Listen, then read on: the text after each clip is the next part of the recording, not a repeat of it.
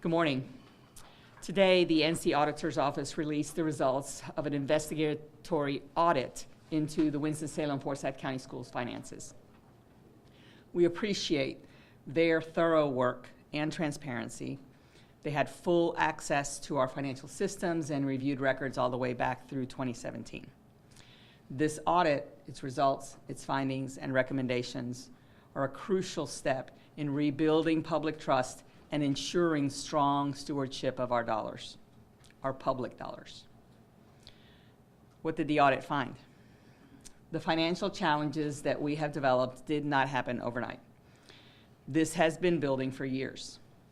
Since 2017, the district has had multiple leadership changes, including 4 superintendents, 3 different school boards, 4 different chief financial officers, and significant staff turnover in finance and in HR. The audit confirms a lot of things that we've been sharing for a couple of months now. Staff levels were not reduced as student enrollment declined. Expenses were not scaled back when temporary COVID relief dollars expired. Poor financial practices, like not reconciling budgets, not budgeting for all contract costs, occurred. What the audit didn't find. The audit found no fraud, no theft, no misappropriation of funds. We did spend all of the funds that we did not have on student needs, student supports. The problem is we spent more than we had in revenue. Now as a district, we must respond. We agree with the auditor's findings, and we are acting on their recommendations to fix these problems permanently. We are already strengthening our internal controls, our budgeting processes, our succession planning and training of staff. We're implementing a new ERP system that will help us with this.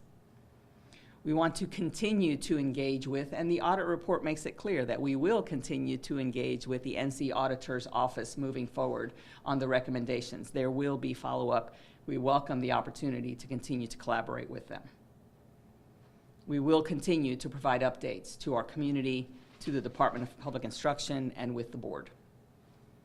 I am recommending today, in collaboration with the board chair, and this has been discussed with our board, the creation of an external audit committee. These external stakeholders will have members appointed by the board, by the county commissioners, by the superintendent, to help review our work with the audit firm, to engage and review the recommendations from the Office of the State Auditor, so that we can have external stakeholders that are partnering with us as we rebuild back from the financial problems that we've had, the deficit that we're in currently, and making sure that we move forward in good stewardship of our public dollars. We are also participating with the Office of the State Auditor in their efforts to launch a community-facing budget dashboard that will make our financial data more easily accessible to the public. I think this is a statewide effort on their part, and we are one of the districts that's partnering with them on the creation of this dashboard. In closing, the full audit report and our responses to their findings and recommendations are on our community budget update portal. I will present details around these findings, recommendations, and our response at the August 19th special called Board of Education meeting. This is another step. The work today, the responses, the meeting to follow are additional steps in restoring the trust that this community wants and that we need from the community as we move forward. Thank you. All right, we'll take questions. Let's just start down this way. Go ahead. Parents, one of the things they were dead set on, that this was fraudulent. Now that that is completely confirmed, how do we move forward with making sure we are talking to the media, making sure we are providing that transparency? I think that our responses to the audit demonstrate that there are some steps that we will need to take as a district to continually report on a regular cadence to our community and to our board about the steps that we're taking. I think For example, one of the things that you will find in the audit is that for multiple years, since 2017, there have been findings that are repeat findings. And how we respond to that on an annual basis seems to have been really focused on just that year, as opposed to looking at what this picture looks like over multiple years. So we want to look at our findings across multiple years to develop a stronger response to how we are addressing audit findings, particularly those that are repeat findings. And as we do that publicly through our finance committee meetings and through our board meetings, I think the public will be able to engage in that. Lauren? Yeah, I want to ask a little bit about this external audit committee and the recommendation of that. What is the importance of that, and how do you think that will help going forward? Is that something that we're hoping to keep in place for the future, or is that more of like a temporary situation? I do see this as more of a recurring and permanent support to the community. I think external stakeholders providing support to our audit process, any findings that we may have, is a really important tool right now as a part of rebuilding trust. And I do believe that maintaining an external audit committee as a permanent fixture in our audit process helps keep that cadence of transparency and external stakeholders being a vetted and valuable part of our financial systems moving forward. I think that's just an important thing. If it's not too premature, my question is for Ms. Kaplan. Ms. Kaplan, this letter that's gone out to the community talks about systemic inefficiencies and lack of controls that have existed for nearly a decade or more. You and other board members have been at the county for the duration of that time. How has this not come to the board prior to now, these issues? Well, first, let me just say in the beginning that we as a board are seeing this audit at the same time as the public. We are taking all of the recommendations seriously, and we are going to continue to hold our staff accountable for all of the corrective actions that need to be taken to move forward. This is my second term on the board, and I will say that everything that was given to us, we've made the best decisions with the information that we've had, but we all have a lot to learn. So we are all in this together, we are moving forward, and we are going to be a better district for this. Spectrum? You got it? Go ahead.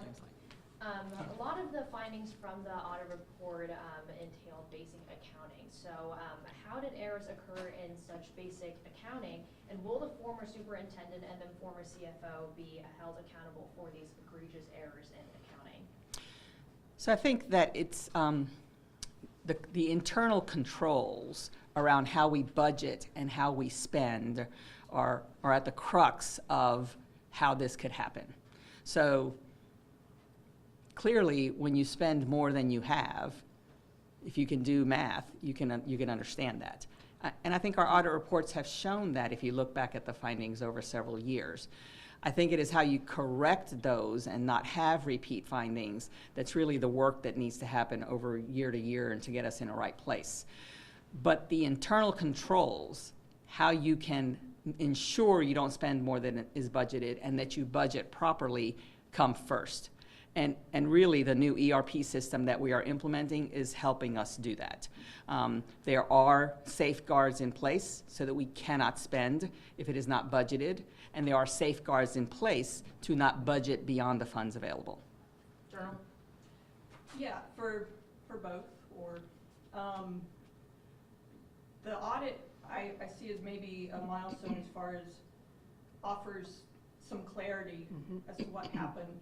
And how do you think this will be important as you go before the commissioners today and in the future with the pending meeting with the state legislators? What do you think this will do to maybe give them the information they need to, I guess, make a more informed decision on how they'll spend that money? I'm just going to say that I think having external review is incredibly important right now for any type of request or assistance that we may be asking for.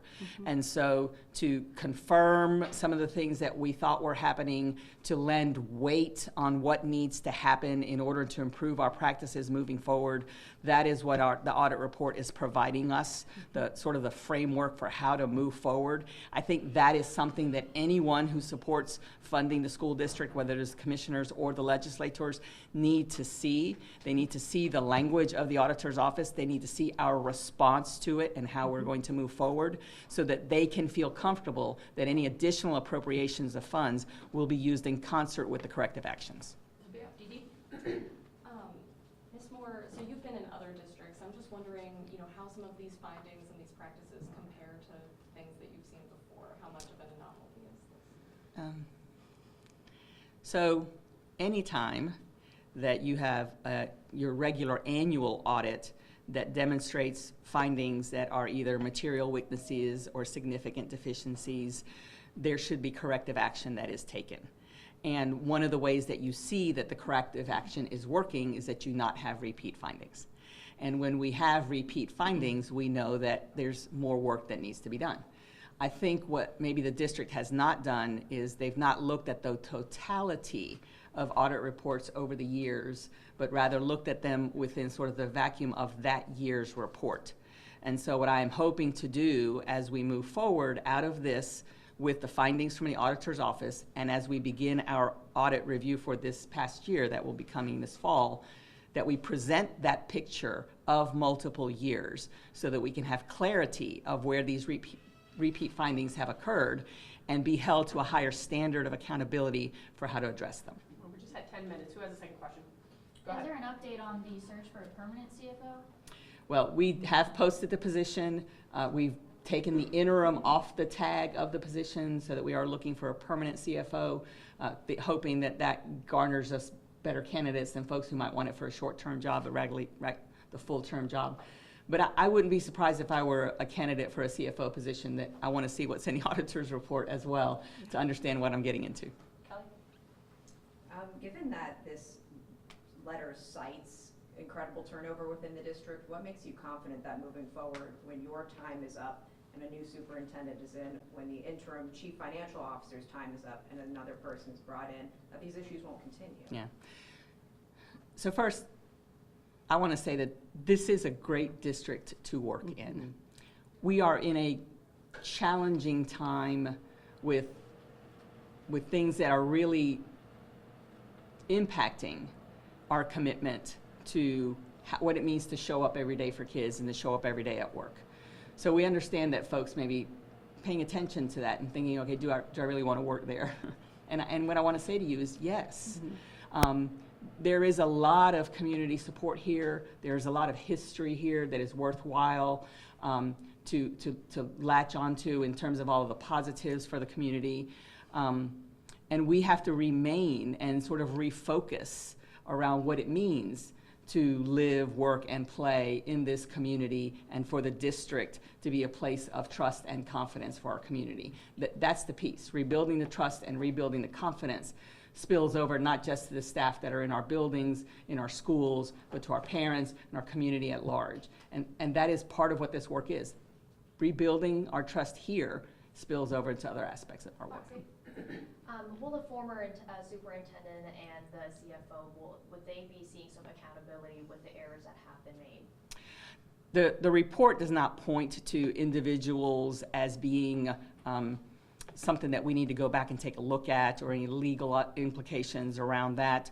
So at this point, for me, my work is to move forward, to balance our budget for this year, to ensure that we have a plan for how we're going to pay our debt, and to implement the findings in a report. Sure.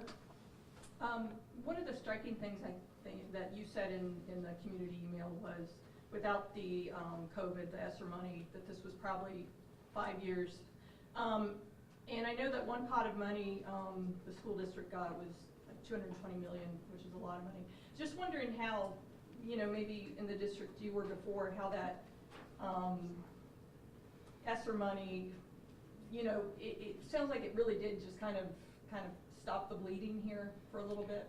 Well, the ESSER funds that we received had some flexibility within them that allowed all districts to potentially put recurring needs on those temporary dollars.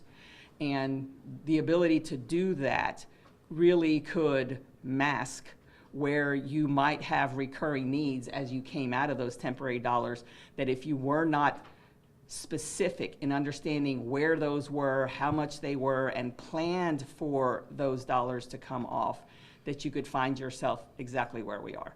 So if you look at the fact that the overspending, so to speak, precedes 2020, having those dollars during 2020 to 2024, which is when we realize this hole is, it's not surprising that when the ESSER dollars went away, we could no longer mask that we didn't have enough funds to do business the way we were doing it. Amy, did you have any? One thing I was just thinking about, the report showed that the previous CFO approved something like 300 purchase orders and did all of these budget overrides, and then only reconciled about 33 of them. I know obviously there's a lack of internal controls, but wondering going forward, like what would prevent something like that from happening? Why wasn't he stopped? So we have completely eliminated the option to override a budget that doesn't have funds available for anything that is being entered into the system. That will stay in place.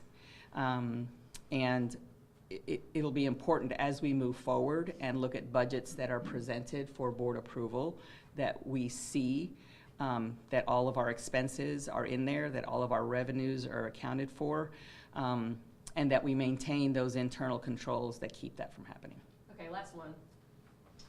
I heard from a lot of parents in the community for the first day of school that they had a lot of issues with the traffic, especially with the traffic control officers being cut this year. Is there any temporary solutions to going forward from this? Some people even got tickets from waiting for their kids. Yeah, so I mean, I saw the information about the tickets, and obviously we don't issue tickets, so I'm not sure that we can answer that question. I will say that not all of our schools, less than half of our schools had a traffic control support person, and for less than half of those schools, we had over 30% vacancy rate, and we couldn't keep the staff here.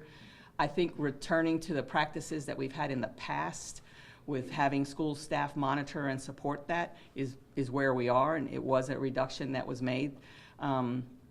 We did provide some guidance to our school level administrators around it. I acknowledge that it becomes an additional burden on the folks that are there. I do also, and I think I mentioned this at the county commissioners meeting earlier this week, how we manage control traffic in front of our schools is a joint responsibility between the school system, the city or county, DOT even. And so I think that this is an opportunity to look at all of those partners and all of those regulations and determine what do we want to build if this is something that we want to do, so that all of those considerations are in place and that joint responsibility is reflected in any type of solution moving forward.